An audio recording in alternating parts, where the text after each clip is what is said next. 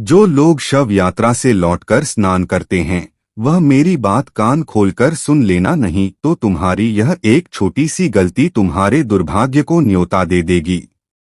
दोस्तों, हमारे हिंदू सनातन धर्म में शव यात्रा का बहुत ही गहरा एवं रहस्यमयी महत्व बताया गया है। गरुड़ पुराण और सनातन धर्म में आखिर ऐसा क्यों लिखा हुआ है कि जब कोई इंसान शव यात्रा में जाता है या श्मशान घाट में जाता है तो उसका नहाना क्यों जरूरी है?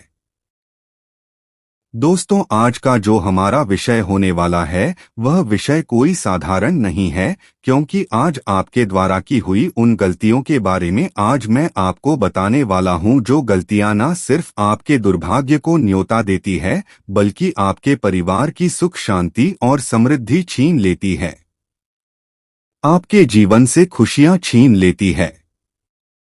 जी हाँ दोस्तों, देखिए, इस वीडियो को साधारण समझने की भूल बिल्कुल मत कीजिएगा। शव यात्रा यानी कि वह यात्रा जब किसी इंसान की मृत्यु हो जाती है तो उसके शव को श्मशान तक ले जाया जाता है और उसे पंच तत्व में विलीन किया जाता है। अब देखिए, बहुत सारे लोग तो ऐसे होते हैं कि आज के समय में मॉडर्न हो गए हैं, कलयुग चल रहा है। लोग कई बार श्मशान घाट से आते हैं लेकिन नहाते नहीं हैं और फिर वे अपने घर में ऐसे ही चले जाते हैं। कोई अपनी दुकान पर चला जाता है, कोई अपने व्यापार स्थान पर चला जाता है, लेकिन वे नहाना सही नहीं समझते हैं। लेकिन इसके पीछे गरुड़ पुराण क्या कहता है, वह आज कान खोलकर सुन लेना, नहीं तो तुम्हारा जीवन अस्तव्यस्त होते देर नहीं लगेगी। जी हाँ दोस्तों, सबसे पहले तो मैं आपसे हाथ जोड़कर एक छोटी सी विनती करता हूँ कि जो भी बात बताऊंगा बिल्कुल सरल और स्पष्ट भाषा में बताऊंगा। तो सबसे पहले आप सभी इस वीडियो को लाइक कर दीजिए और कमेंट बॉक्स में यदि आपके मन में कोई भी शंका है, कोई भी प्रश्न है जो आपके मन में चल रहा है, तो बेझिझक आप हमसे पूछिएगा। हम आपके सभी सवालों का जवाब देंगे। दोस्तों देखिए, जो लोग श्मशान घाट से आकर अंतिम यात्रा में सम्मिलित होकर यह सोचते हैं कि नहाना कोई जरूरी बात नहीं है, तो वे कान खोलकर सुन लें, क्योंकि हमारे सनातन धर्म की उस गहराई को समझें, उस गहराई को जाने जिसे आर्षि मुनियों ने हजारों वर्ष पहले देख लिया था। दोस्तों, गरुड़ पुराण में स्पष्ट रूप से बताया गया है कि मृत्यु केवल शरीर की समाप्ति नहीं है, यानी कि जब कोई इंसान मरता है तो सिर्फ उसका शरीर नहीं मरता बल्कि वह एक यात्रा का आरंभ है। दोस्तों, और उस यात्रा के समय केवल वह आत्मा ही नहीं बल्कि अंतिम यात्रा में सम्मिलित हर व्यक्ति सूक्ष्म रूप से उस वातावरण से प्रभावित होता है। श्मशान घाट दोस्तों हमारे शास्त्रों में अपवित्र जगह बताया गया है, लेकिन किस हद तक सही है यह भी आज हम गरुड़ पुराण के आधार पर जानेंगे। जी हाँ दोस्तों, देखिए, श्मशान घाट वह स्थान है जहाँ पृथ्वी, अग्नि, वायु और आकाश चारों तत्व एक साथ सक्रिय अवस्था में होते हैं। जी हाँ, वहाँ केवल लकड़ी और चिता नहीं जलती बल्कि अनगिनत भटकती हुई सूक्ष्म योनियां, अनगिनत भटकती हुई अधूरी इच्छाओं वाली आत्माएं और नकारात्मक ऊर्जाएं विचरण करती हैं। जी हाँ दोस्तों, इसीलिए हमारे शास्त्रों में यह भी बताया गया है कि घर में जब भी कोई शुभ या मंगल कार्य हो तो उसके 15 दिन पहले से और 15 दिन बाद तक हमें शमशान घाट के आसपास भी नहीं जाना चाहिए। अब दोस्तों देखिए, गरुड़ पुराण के अनुसार जब किसी जीव का शरीर पंच तत्व में विलीन किया जाता है तो उसकी आत्मा अत्यंत भ्रमित अवस्था में होती है, यानी कि उसकी आत्मा भ्रमण करती है। वह अपने घर, अपने परिजनों और अपनी पहचान से जुड़ी होती है और उसी समय अंतिम यात्रा में गए लोग उसके सबसे निकट होते हैं, विशेषकर उन लोगों से जो उसके अपने हैं, जो उसके साथ दिन रात रहते थे। तो देखिए दोस्तों, ऐसे में वह आत्मा सूक्ष्म रूप से उनके साथ चिपकने का प्रयास करती है, विशेषकर उन लोगों से जिनके मन में डर, शोक, क्रोध या अत्यधिक मोह होता है। इसलिए हमारे शास्त्र कहते हैं कि श्मशान से लौटकर स्नान करना केवल शरीर की सफाई नहीं होती है। हम श्मशान से लौटकर आते हैं तो हम स्नान कर लेते हैं, लेकिन देखिए, आप सोचते होंगे कि यह स्नान तो सिर्फ शरीर की सफाई के लिए है, शरीर की शुद्धि के लिए है। तो यह आपका सबसे बड़ा भ्रम है। जी हाँ दोस्तों, बता देता हूं कि श्मशान से लौटकर स्नान करना केवल शरीर की सफाई नहीं बल्कि सूक्ष्म शरीर की शुद्धि है।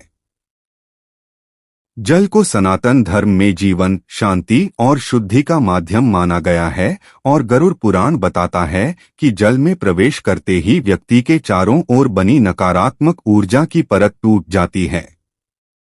यानी कि जब आप श्मशान घाट से आए, अंतिम यात्रा से आए, तो आपको आकर जरूर नहाना चाहिए।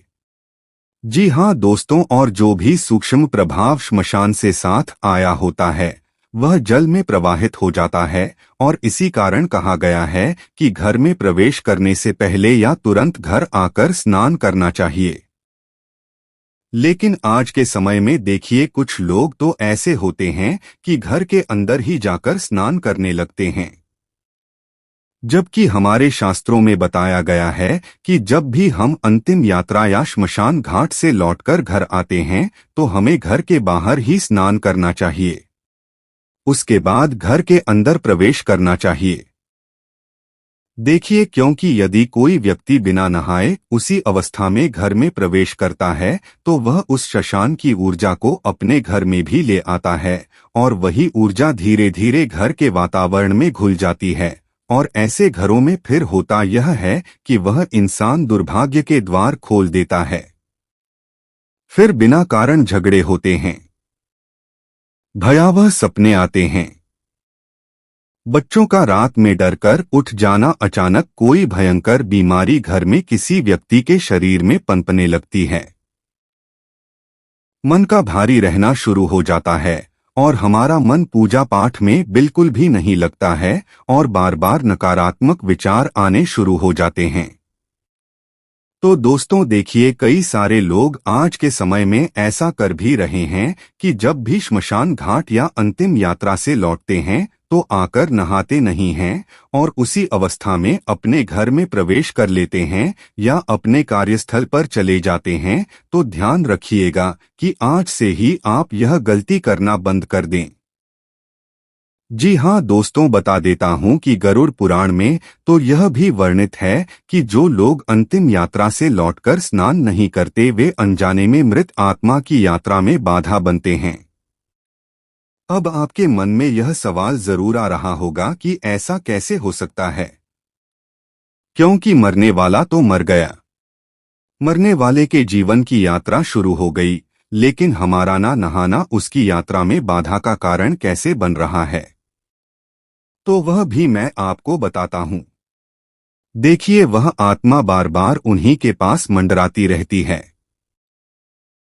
उसे यह भ्रम होता है कि अभी भी उसका संबंध जीवित संसार से बना हुआ है। इससे आत्मा को यमलोक की यात्रा में कष्ट होता है और जीवित व्यक्ति को जीवन में अस्थिरता का सामना करना पड़ता है। जी हाँ दोस्तों, आपको मैं बता देता हूँ कि सबसे जरूरी बात यही है कि आप अंतिम यात्रा और शव यात्रा से लौटकर स्नान जरूर करें, क्योंकि कई बार जो लोग अंतिम यात्रा से आकर नहाते नहीं हैं तो उन्हें बिना कारण घबराहट, छाती में भारीपन, नींद में किसी के बुलाने की आवाज या यह अनुभव होना कि कोई पीछे खड़ा है, ऐसी अनुभूतियां होने लगती हैं। सनातन धर्म में अंतिम यात्रा को अंतिम संस्कार नहीं बल्कि अंतिम सेवा कहा गया है और यह सेवा केवल मृत व्यक्ति के लिए नहीं बनी बल्कि जीवितों की रक्षा के लिए भी है। हर क्रिया, श्मशान जाना, अग्नि देना, अस्थि विसर्जन और अंत में स्नान, सबका उद्देश्य यह सुनिश्चित करता है कि मृत आत्मा की और जीवित संसार के बीच का संबंध विधिपूर्वक समाप्त हो जाए। देखिए दोस्तों, गरुड़ पुराण में चेतावनी दी गई है कि जो लोग इन नियमों का उपहास करते हैं या आलस्य में टाल देते हैं या इन चीजों को मजाक समझते हैं तो उनके जीवन में धीरे धीरे सुख का क्षय होने लगता है। यानी कि सुख समाप्त होने लगता है। उनका जो मन होता है और मन की जो शांति वे चाहते हैं वह भी खत्म हो जाती है। मन अशांत रहता है और जीवन में वे लोग निर्णय नहीं ले पाते हैं और उनके घर में देवी देवताओं का वास कमजोर पड़ने लगता है। तो स्नान के बाद साफ कपड़े पहनना, घर में दीप जलाना और भगवान का स्मरण करना इसलिए बताया गया है ताकि जो शून्य ऊर्जा शशान से आई थी उसकी जगह सकारात्मक और देवी ऊर्जा स्थापित हो सके। देखिए, कई सारे लोग ऐसे भी होते हैं जो श्मशान घाट से आते हैं, अंतिम यात्रा से आते हैं, तो वे मंदिर नहीं जाते हैं। लेकिन हमारे शास्त्रों में यह भी बताया गया है कि अगर आप कहीं पर श्मशान घाट जा रहे हैं या अंतिम यात्रा में जा रहे हैं तो वहां से आकर स्नान जरूर करना चाहिए और स्नान करने के बाद या तो अपने घर के मंदिर में ही दीपक जला लेना चाहिए, वहां पर माथा टेक लेना चाहिए, या फिर घर के आसपास कोई मंदिर हो तो वहां पर हमें जाना चाहिए। अब देखिए, यह कोई अंधविश्वास नहीं बल्कि पीढ़ियों का अनुभव है जिसे शास्त्रों में शब्द दिए गए। अंतिम यात्रा सब यात्राओं से अलग इसलिए है क्योंकि यह एक ऐसी यात्रा है जहां एक आत्मा संसार से विदा होती है और जो उसे विदा करने जाते हैं वे कुछ क्षणों के लिए मृत्यु के बहुत निकट होते हैं। इतने निकट की मृत्यु उन्हें आसानी से खींच भी सकती है। देखिए, मृत्यु का सानिध्य हल्का नहीं होता। वह व्यक्ति को भीतर तक हिला देता है और यदि उस प्रभाव को विधि पूर्वक धोया ना जाए तो वह जीवन में डर, भ्रम और अशांति बनकर रह जाता है। गरुड़ पुराण यही कहता है कि मृत्यु का सम्मान करो, उसके नियमों का पालन करो, क्योंकि जो मृत्यु को हल्के में लेता है वह जीवन को कभी स्थिर नहीं रख पाता। इसलिए शशान से लौटकर स्नान करना केवल परंपरा नहीं बल्कि आत्मिक सुरक्षा का कवच है। जो व्यक्ति इसे अपनाता है वह अनजाने खतरों से बचा रहता है और जो इसे नजरअंदाज करता है वह यह भी नहीं समझ पाता कि उसके जीवन में अचानक अंधेरा क्यों बढ़ने लगा। इसलिए मेरी बात को आप कान खोलकर सुन लेना कि दोस्तों, यदि आपके जीवन में अगर कुछ भी अनहोनी होने लगे तो समझ जाइएगा कि आपके द्वारा की हुई छोटी छोटी गलतियों की वजह से ही वह अनहोनी हुई है। आज के समय में लोग अंतिम यात्रा में सम्मिलित तो हो जाते हैं, लेकिन कई बार लोग शशान घाट में जब विराजित होते हैं, जब वहां बैठते हैं तो लोग वहां बैठकर हंसते भी हैं और वहां बैठकर हंसना बहुत गलत बताया गया है। हमारे शास्त्रों में दोस्तों गरुड़ पुराण में बताया गया है कि जो लोग शशान घाट जाते हैं वे वहां क्यों जाते हैं, उस मृत शरीर को पंच तत्व में विलीन करने के लिए। लेकिन कुछ लोग शशान घाट में बैठकर समाज की बातें, परिवार की बातें हास उपहास करने लगते हैं, बड़ी बड़ी ठहाके मारकर हंसने लगते हैं। तो गरुड़ पुराण क्या कहता है, यह भी ध्यान से सुन लीजिएगा कि हमें श्मशान घाट में अपने आप को किस तरह व्यवस्थित रखना चाहिए, क्योंकि लोगों को यह भी नहीं पता है आज के समय में कि हमें शशान घाट में कैसे रहना चाहिए। देखिए दोस्तों, बताया गया है कि श्मशान घाट बिल्कुल साधारण और सामान्य स्थान नहीं है। वहां हंसी मजाक, ऊंची आवाज में बात करना, फोन पर हंसना या इधर उधर देखना पूरी तरह से वर्जित माना गया है। यह हमारा शास्त्र कहता है। कहा जाता है कि वहां मन जितना चंचल होता है उतनी ही जल्दी जो सूक्ष्म नकारात्मक ऊर्जा होती है वह हमारी तरफ आकर्षित होती है। इसलिए जब भी आप शशान घाट में जाइए, जब भी वहां बैठे तो सिर झुकाकर, कम बोलकर और गंभीर रहना चाहिए, क्योंकि वहां की जो शांति होती है दोस्तों और वहां का जो ऊर्जात्मक वातावरण होता है उसका सम्मान हमें जरूर करना चाहिए। देखिए, शशान घाट में जब भी हम जाएं तो वहां पर एक चीज का ध्यान और रखें कि अनावश्यक चीजों को ना छुएं। शशान में पड़ी लकड़ी, राख, चिता की मिट्टी, हड्डियां या कोई भी वस्तु बिना कारण नहीं छूनी चाहिए। क्योंकि गरुड़ पुराण के अनुसार इन वस्तुओं में मृत आत्मा की सूक्ष्म छाप जुड़ी होती है, जो जीवित व्यक्ति के साथ घर तक आ सकती है। और देखिए दोस्तों, जब हम किसी इंसान की शव यात्रा में जाएं, तो शव यात्रा के दौरान भी कुछ गलतियां हैं जो हमें नहीं करनी चाहिए।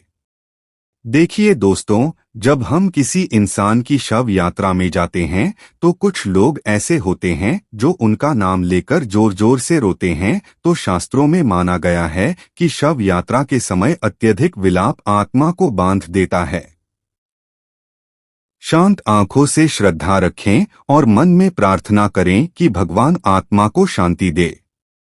लेकिन कई लोग ऐसे होते हैं जो बार बार नाम लेकर अत्यंत विलाप करते हैं, तो उससे होता यह है कि वह आत्मा बंधन से मुक्त नहीं हो पाती और फिर उस आत्मा की आगे की यात्रा में बहुत सारी तकलीफों का सामना करना पड़ता है। और देखिए, शव यात्रा में जब हम जाते हैं तो आज के समय में ऐसा हो गया है कि लोग अत्यधिक मात्रा में आते हैं, लेकिन शव यात्रा की मर्यादा को नहीं समझते। शव यात्रा में लोग धक्का मुक्की करने लगते हैं, अर्थी को कंधा देने के लिए धक्का मुक्की करते हैं, जबकि धक्का मुक्की, जल्दबाजी या मजाक करते हुए चलना ठीक नहीं है।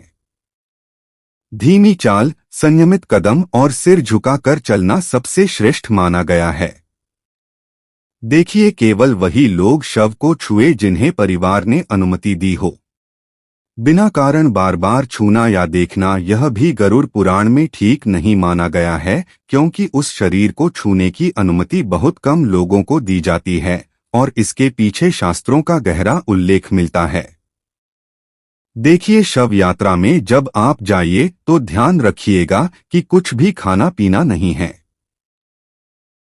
शव यात्रा में लोग पान, सिगरेट, गुटखा, चाय आदि बड़े चाव से खाते पीते हुए चलते हैं, लेकिन इन सभी चीजों को हमारे शास्त्रों में वर्जित माना गया है, क्योंकि यह भोग का नहीं बल्कि त्याग का समय है। कम शब्दों में धीमी आवाज में सांत्वना दें।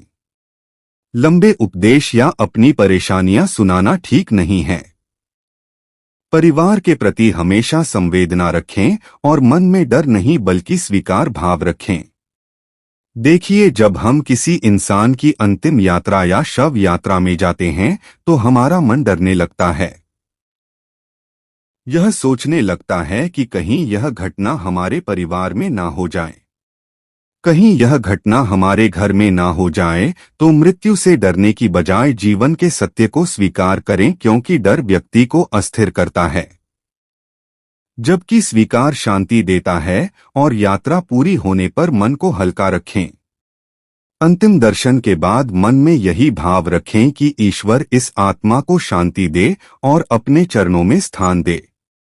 जी हाँ दोस्तों, अब देखिए, मैंने आपको जो जानकारी बताई है वह जानकारी गरुड़ पुराण के आधार पर थी।